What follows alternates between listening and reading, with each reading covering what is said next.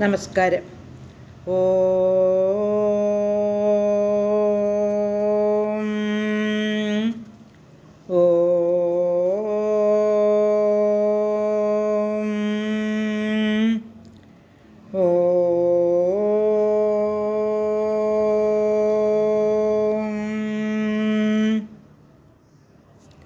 കുജനം രാമ രാമേതി മധുരം മധുരാക്ഷരം ആരുഹ്യ കവിതാശാഖാം വന്ദേ വാൽമീകികോകിലം.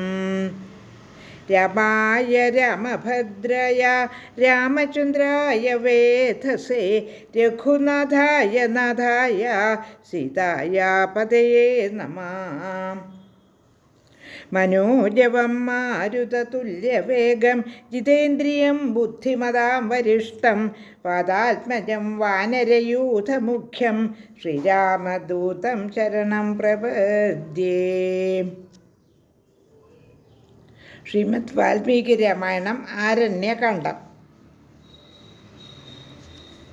26 ശ്ലോകങ്ങൾ പാരായണം ചെയ്തിരുന്നു. അഗസ്ത്യ മഹർഷി ശ്രീരാമനെയും സീതയെയും ലക്ഷ്മണനെയും വളരെ ബഹുമാനത്തോടെയും സ്നേഹത്തോടെയും സ്വീകരിച്ച് സൽക്കരിക്കുന്നു.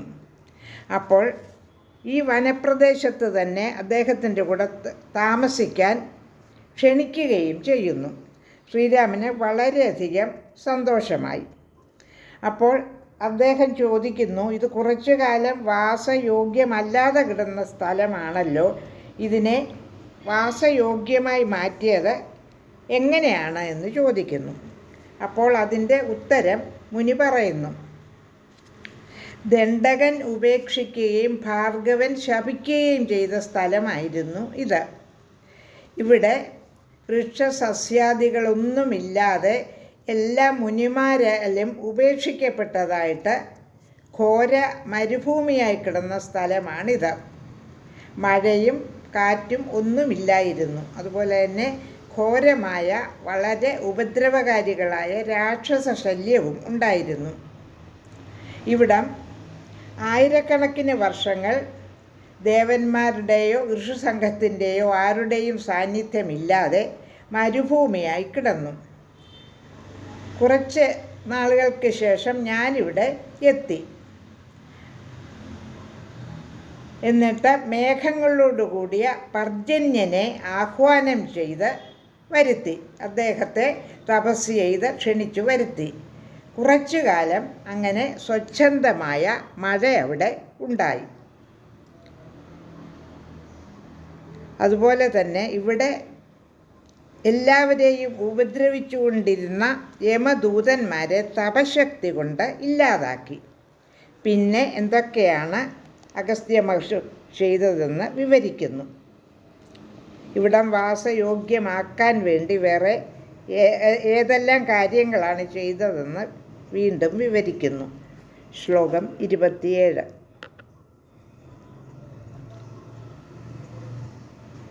ഹിമവത് പാദജാ വൃക്ഷ ഛിന്ദിതാ മാനസാഗതാഃ പ്രവർത്താച്ഛ പുനർനദ്യ പുല്ല പങ്കജമണ്ഡിതാഃ.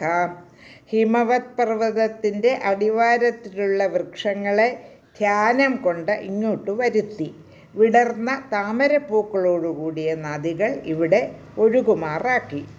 ശ്ലോകം 28. താടകാനി ച രമ്യാണി സരിതച്ഛ സരാംസി ച പ്രവൃദ്ധ വനഷണ്ഡം തു സ്പീതസസ്യവനാകുലം. ശ്ലോകം 28ൻ്റെ അർത്ഥം, അതുപോലെ രമ്യങ്ങളായ തടാകങ്ങളും സരസ്സുകളും ഇവിടെ നിർമ്മിച്ചു. ശ്ലോകം 29. അജിരേണാഭവദ്രമ്യം സർഷി സംഘാനുസേവിതം. ധാരാളം വൃക്ഷസസ്യാദികൾ വളർന്നപ്പോൾ വനപ്രദേശം മനോഹരമായി. പിന്നീട് ഋഷിമാർ പർണശാലകൾ നിർമ്മിച്ച് വാസമാരംഭിച്ചു. ശ്ലോകം 30.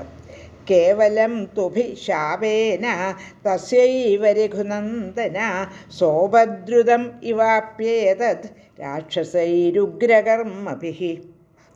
ഋഷിശാപം മൂലം തന്നെയാണ് ഉഗ്രകർമാക്കളായ രാക്ഷസന്മാരുടെ ഉപദ്രവം വർദ്ധിച്ച സ്ഥിതിയിൽ ആയത്. ശ്ലോകം 31.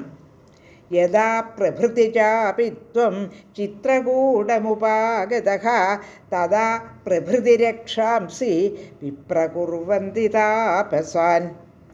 അങ്ങ് ചിത്രകൂടത്തിലെത്തിയ കാലം മുതൽക്ക് തന്നെ രാക്ഷസന്മാർ താപസന്മാരെ പീഡിപ്പിക്കുന്നുണ്ട്. ശ്ലോകം 32. ഋഷീണാമഭയം വീര ദാതും അർഹസി മാനദഃ. 32ാമത്തെ ശ്ലോകത്തിൻ്റെ അർത്ഥം ഋഷിമാർക്ക് അങ്ങ് അഭയം നൽകേണ്ടതാണ്. ശ്ലോകം 33. അസ്മാദ്ധികാരണാദ്രാമ ദണ്ഡകാരണ്യവാസിനാം ത്രാണാർത്ഥം ഇഹ സംപ്രാപ്തം സ്ഥാതുമർഹതി നോ ഭവാൻ. ഇക്കാരണത്താലാണ് ദണ്ഡകാരണ്യവാസികളായ താപസന്മാരെ പരിപാലനം ചെയ്യാനായി വന്ന അങ്ങ് ഞങ്ങളെ കാത്തരുളേണ്ടത്. ശ്ലോകം 34. സമർത്ഥ്യോഹ്യസി കാകുൽസ്ഥ ത്രൈലോക്യസാഭിരക്ഷണേ കിം പുനർവീരരക്ഷാംസി ദ്വിജമന്യൂഹതാനി വൈ. ത്രൈലോക്യങ്ങളുടെയും രക്ഷണത്തിന് ശക്തിയുള്ളവനാണ് അങ്ങ്. ബ്രാഹ്മണരുടെ കോപത്താൽ അടങ്ങി ഒതുങ്ങിയിരിക്കുന്ന അവരെ നിധനം ചെയ്യേണ്ടതിനെപ്പറ്റി ഞാൻ അങ്ങയോട് പറയാനുണ്ടോ? ശ്ലോകം 35. അയം ഇക്ഷ്വാകുപുത്രേണ ദണ്ഡകേന മഹാബലഃ ദേശോ നിരാകൃതോ രാജൻ ശാപദോഷേണ രാഘവാം. ഇക്ഷ്വാകുപുത്രനായ മഹാബലനായ ദണ്ഡകൻ ശാപത്താലുണ്ടായ ദോഷം മൂലം പരിത്യജിച്ച പ്രദേശമാണിത്. ശ്ലോകം 36. ദണ്ഡകാരണ്യമഖിലം ദർശനാദേവ രാഘവ ശാപസ്യാന്ത്യായ കാകുൽസ്ഥ പ്രാപ്തസ്ത്വം അരിഭർദ്ധനഃ. ദണ്ഡകാരണ്യം മുഴുവൻ ദർശനം കൊണ്ട് തന്നെ ശാപത്തിൽ നിന്നും മോചിപ്പിക്കാനായി ഭവാൻ വന്നെത്തിയിരിക്കുന്നു. ശ്ലോകം 37. സത്വം മന്യുപരാവൃത്യൈ പിതൃഭിः നിരാകൃതം താരയത്വം മഹാബാഹോ ദണ്ഡകാരണ്യമദ്യ വൈ. ശ്ലോകം 37ൻ്റെ അർത്ഥം അങ്ങയുടെ പൂർവികർ വെറുത്തതും നിരാകരിച്ചതുമായ ദണ്ഡകാരണ്യത്തെ അങ്ങ് മോചിപ്പിച്ചാലും. ലോകാ സമസ്ത സുഖിനോ ഭവന്തു.